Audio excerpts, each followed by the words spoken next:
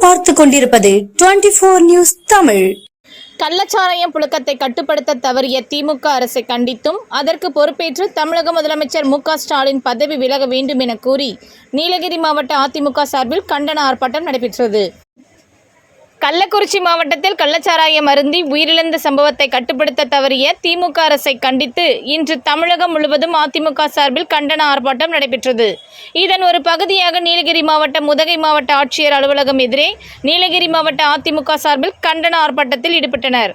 நீலகிரி மாவட்ட நகர பகுதிகளைச் சேர்ந்த அதிமுக நிர்வாகிகள், தொண்டர்கள் என ஏராளமானோர் கலந்து கொண்டு நீலகிரி மாவட்ட செயலாளர் கப்பச்சி வினோத் தலைமையில் ஆர்ப்பாட்டத்தில் ஈடுபட்டனர்.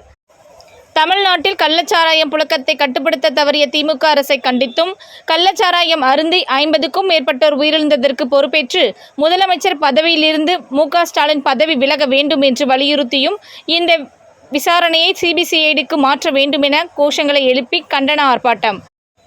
இதனைத் தொடர்ந்து கள்ளச்சாராயம் அருந்தி உயிரிழந்தவர்களுக்கு 2 நிமிடம் மௌன அஞ்சலியும் செலுத்தப்பட்டது.